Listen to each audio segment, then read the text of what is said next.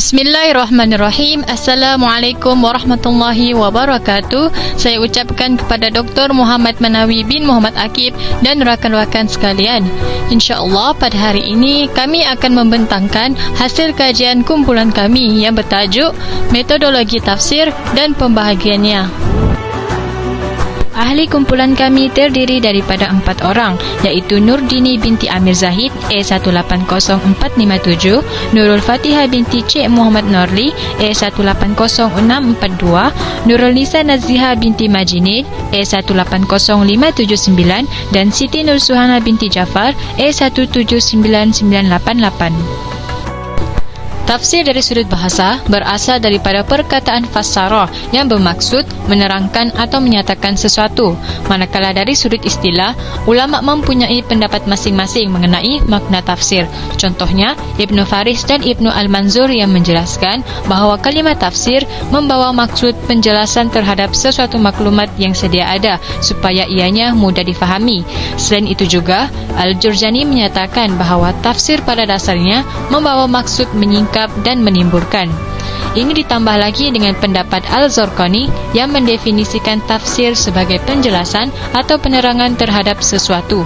Secara keseluruhannya, tafsir ialah satu disiplin ilmu yang menjelaskan pemahaman terhadap Al-Quran dengan memberikan penjelasan makna serta mengeluarkan hukum hakam dan pengajaran yang terkandung di dalamnya, berlandaskan kaedah usul tafsir dan ulum Quran setakat kemampuan yang mana mampu dicapai. Setelah meneliti terhadap beberapa jurnal, pengkaji mendapati bahawa metod tafsir dari segi intensiti mempunyai 2 bahagian, iaitu metod ijmali dan metod tahlili. Menurut Al-Dolmi Putra, metod ijmali ialah metod ringkasan, iktisar dan global, serta metod yang mengemukakan ayat Al-Quran melalui perbahasan yang bersifat umum atau tanpa huraian dan pembahasan yang panjang. Manakala menurut Hujair A.H. Sunaki, metod ijmali ialah metod yang menjelaskan ayat Al-Quran secara ringkas tetapi mencakupi bahasa yang difahami dan mudah untuk dibaca, serta metod ijmali juga ialah metod yang mempunyai penulisan yang sistematik mengikut susunan ayat di dalam mushaf. Seterusnya ialah metod tahlili. Al-Dolmi Putra mengatakan bahawa metod tahlili ialah metod yang berusaha menerangkan ayat Al-Quran dari pelbagai aspek, di mana metod tahlili dikenali sebagai metod tajzi'i dan merupakan metod yang paling tua. Seterusnya, Hujair A.H. Sunaki mengatakan bahawa metod tahlili ialah metod yang menafsirkan ayat Al-Quran dengan cara menunjukkan segala aspek yang terkandung dalam ayat-ayat yang ditafsirkan. Malah, metod tahlili juga metod yang menerangkan makna ayat Al-Quran mengikut kesesuaian dan kecenderungan mufasir yang mentafsir ayat tersebut. Walau bagaimanapun, metod ijmali mempunyai keistimewaan dan kelemahan. Antara keistimewaan metod ijmali ialah mempunyai kesederhanaan dalam mentafsir Al-Quran. Walau itu, metod ini terhindar daripada pemikiran dan unsur Israiliyat.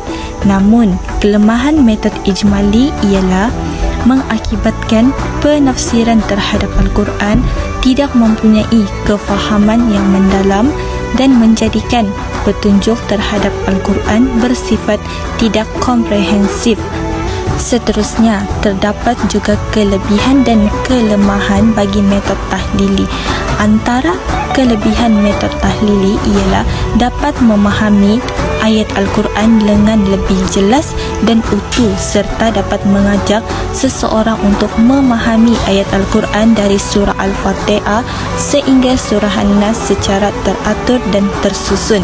Manakala, kelemahan bagi metod tahlili ialah kajiannya tidak mendalam kerana topik yang dibicarakan tidak habis dan tafsir tahlili menyebabkan adanya unsur Israiliyat kerana para mufasir tidak membatasi pemikiran ketika mentafsir ayat tersebut.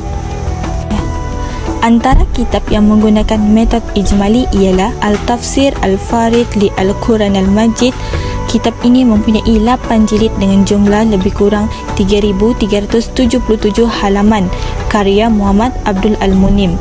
Seterusnya, contoh bagi kitab metod tahlili ialah Jami Al-Bayan Ta'wil Ayat Al-Quran, 15 jilid dengan jumlah halaman sekitar 7,125, iaitu karangan Ibnu Jarir Al-Tabari.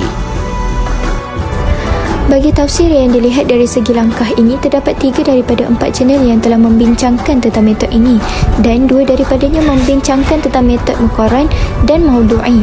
Manakala hanya 1 channel sahaja yang menyatakan bahawa metod yang dilihat dari segi langkah ini terbahagi kepada 3 metod, iaitu Muqarran, Maudu'i dan juga Tartib Aswar. Baik, jadi mari kita lihat pada metod tafsir Muqarran, iaitu metod tafsir perbandingan terlebih dahulu. Berdasarkan 3 jurnal yang membincangkan tentang metod tafsir yang dilihat dari segi langkah ini, pengkaji mendapati hanya 2 jurnal sahaja yang mempunyai persamaan dalam menafsirkan maksud bagi metod tafsir Muqarran, iaitu jurnal yang telah ditulis oleh Hujair A.H. Sanaki dan juga jurnal yang telah ditulis oleh Liz Tiawati, di mana mereka menerangkan metod tafsir Muqarran ini sebagai satu pendekatan atau kaedah yang membuat perbandingan antara ayat Al-Quran dengan ayat Al-Quran yang lain, kemudian ayat Al-Quran dengan hadis Nabi SAW yang di dalamnya terdapat penentangan, dan juga membuat perbandingan antara pelbagai pendapat ulama tafsir dalam menafsirkan Al-Quran. Namun begitu, berbeza pula dengan jurnal yang telah ditulis oleh Al-Domi Putra, di mana beliau menyatakan bahawa metod Muqarran ini juga termasuk dalam menafsirkan ayat-ayat Al-Quran yang dilihat berlawanan dengan hadis, akan tetapi pada hakikatnya sama sekali tidak ada penentangan di antara kedua-duanya.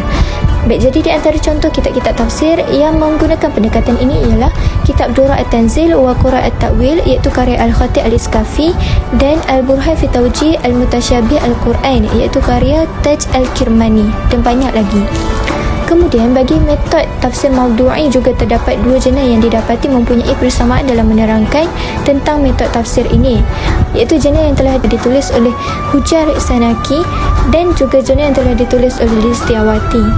Di dalam jurnal mereka ini, mereka menyatakan bahawa Maudu'i atau tematik ini merupakan satu metod atau kaedah yang membahaskan tentang ayat-ayat Al-Quran yang bersesuaian dengan tema atau judul yang telah ditetapkan.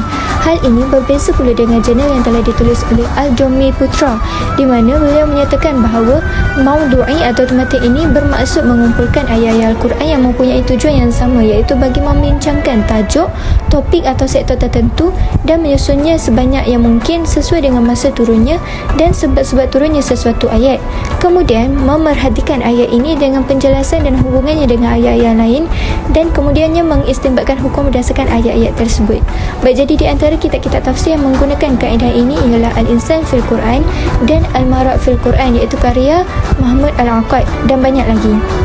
Baik, jadi metod tafsir yang dilihat dari segi langkah yang terakhir pula adalah Tartib Aswar, di mana kaedah ini hanya terdapat di dalam satu jurnal sahaja, iaitu jurnal metodologi tafsir yang ditulis oleh Al-Domi Putra.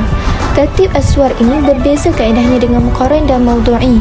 Jadi menurut Al-Domi Putra, beliau menyatakan bahawa Tartib Aswar ini merupakan satu langkah untuk menafsirkan Al-Quran mengikut urutan yang telah disenaraikan di dalam Mushaf Al-Quran, iaitu bagi Mushaf Utsmani dengan Mushaf Rasam Utsmani. Tafsirannya bermula dari huruf Al-Fatihah dan diakhiri dengan huruf An-Nas. Metod tafsir yang ketiga adalah metod tafsir dari segi sumber. Berdasarkan Al-Domi Putra, ma'thur merupakan isim maf'ul dari kata dasar athron yang bermaksud sesuatu yang disampaikan dari sesuatu yang diketahui, sama ada melalui periwayatan atau proses mendengar. Muhammad Husain Al-Zahabi pula mendefinisikan tafsir bil-ma'sur sebagai sesuatu yang berasal dari Al-Quran berupa penjelasan bagi sebahagian ayatnya yang berasal dari Rasul, para sahabat dan para tabi'in, selagi mana penjelasan tersebut menjelaskan maksud Allah SWT dari kitab Al-Quran. Metod tafsir ini mempunyai beberapa keistimewaan, seperti pentafsirannya memaparkan ayat-ayat yang nasikh dan mansukh serta menjelaskan riwayat yang sahih dan yang dhaif. Namun, metod ini juga mempunyai kelemahannya apabila berlaku pencampuran antara yang sahih dan tidak sahih, dan banyak pendapat yang dihubungkan kepada sahabat dan tabi'in tanpa ada isnad dan penelitian yang mengakibatkan pencampuran antara kebenaran dan kebatilan. Contoh kitab bagi tafsir ini ialah Tafsir Ibnu Majah, Tafsir Ibnu Hibban, Tafsir Ibnu Kathir dan banyak lagi. Seterusnya, Tafsir Bil Al-Ra'yi. Al-Domi Putra di dalam jurnalnya menjelaskan bahawa metod tafsir ini adalah pentafsiran Al-Quran dengan menggunakan ijtihad, sama ada dengan menggunakan ilmu yang terkait dengannya maupun hanya dengan logik semata. Manakala Lisdiawati di jurnalnya mengatakan bahawa metod tafsir ini ialah pentafsiran ayat Al-Quran dengan menggunakan rasional atau logik manusia. Tafsir ini terbahagi kepada dua, iaitu Tafsir Mahmud, suatu pentafsiran yang selari dengan syariat, dan Tafsir Mazmum, iaitu suatu pentafsiran tanpa ilmu dan mengikuti hawa nafsu sendiri. Contoh kitab bagi metod ini ialah Tafsir Abdul Jabbar dan Tafsir Jalalain. Baiklah, metodologi tafsir yang keempat adalah dari segi perspektif. Terlebih dahulu, saya ingin terangkan serba sedikit berkenaan dengan metodologi tafsir ini, iaitu corak pentafsiran adalah suatu warna, arah atau kecenderungan pemikiran tertentu yang menguasai sebuah karya tafsir. Berdasarkan jurnal-jurnal yang telah dianalisis oleh pengkaji, didapati bahawa terdapat 2 daripada 4 jurnal yang membincangkan tentang corak tafsir yang terbahagi kepada 5 bahagian. Berdasarkan jurnal yang bertajuk Metod Tafsir Perkembangan Metod Tafsir Mengikuti Warna atau Corak Mufassirin yang ditulis oleh Hujai A.H. Sanaki, corak tafsir terdiri daripada falsafah dan teologi, penafsiran ilmiah, fiqh, tasawuf atau sufi dan sastera bahasa. Manakala menurut Al-Domi Putra dalam jurnal yang bertajuk Metodologi Tafsir, corak tafsir terdiri daripada falsafah, ilmi, fiqh atau hukum, tasawuf dan al-adab al-ijtimai. 2 jurnal tersebut membincangkan bahagian yang sama, namun penggunaan bahasa yang berlainan bagi corak-corak tafsir. Metod tafsir dari segi perspektif terbahagi kepada 5 bahagian. Yang pertama, tafsir falsafah. Menurut Al-Domi Putra dan Hujair A.H. Sanaki, tafsir falsafah adalah satu corak pentafsiran ayat-ayat Al-Quran berdasarkan logik akal yang bersifat liberal dan radikal. Antara kitab tafsir yang menggunakan corak ini adalah Tafsir Al-Quranul Karim karya Syadrul Mutalihin Al-Sirazi. Yang kedua, tafsir ilmi. Menurut Al-Domi Putra dan Hujair A.H. Sanaki juga, tafsir ilmi adalah satu corak pentafsiran ayat-ayat Al-Quran berdasarkan teori-teori saintifik. Antara kitab tafsir yang menggunakan corak ini adalah Tafsir Ayat Kauniyah karya Abdullah Syahata. Yang ketiga, tafsir tasawuf. Berdasarkan jurnal-jurnal yang dikaji, ada 2 perbezaan dari segi maksudnya. Menurut Izul Madid dan Al-Domi Putra, tafsir tasawuf adalah corak yang berpegang kepada kebijaksanaan seorang sufi dengan kefahamannya yang mendalam. Manakala menurut Hujair A.H. Sanaki, yang bermaksud hasil kemunculan gerakan-gerakan sufi sebagai reaksi terhadap kecenderungan pelbagai pihak terhadap teori. Antara kitab tafsir yang memiliki corak tasawuf ini adalah Rahman Minar Rahman fi Tafsir wa Isyarah Al-Quran karya Mahyuddin Arabi. Bahagian yang keempat adalah tafsir fiqh. Menurut Al-Domi Putra, Hujair A.H. Sanaki dan Nasaruddin Baidan, tafsir fiqh adalah corak pentafsiran yang berorientasi terhadap fiqh dan hukum Islam. Antara kitab tafsir yang menggunakan corak ini adalah Ahkamul Quran Ibnu Arabi yang ditulis oleh Abi Bakar Muhammad bin Abdillah. Bahagian yang kelima adalah Tafsir Al-Adab Al-Ijtimai. Menurut Al-Domi Putra dan Hujair A.H. Sanaki, tafsir ini adalah corak pentafsiran yang menjelaskan isi kandungan Al-Quran dengan mengungkapkan keindahannya serta menghubungkan makna ayat dengan hukum alam. Antara kitab tafsir yang menggunakannya adalah Al-Mahru Al-Wajiz karya Muhammad bin Abdilhab bin Athiyah. Kesimpulannya, perbandingan antara keempat-empat jurnal ini dapat dirangkumkan bahawa metodologi tafsir dalam mentafsirkan Al-Quran mempunyai pembahagian dari segi yang pertama sumber, iaitu tafsir bil maksud dan tafsir bil ra'yi. Yang kedua intensiti, tafsir ijmali dan tafsir tahlili. Yang ketiga langkah, iaitu tafsir muqarran, tafsir maudu'i dan tafsir tartib aswa. Dan yang keempat perspektif yang terbagi pada 5 bahagian, iaitu tafsir falsafi, tafsir ilmi, tafsir tasawuf, tafsir fiqh dan tafsir al-adab al-ijtimai. Sekian daripada kumpulan kami.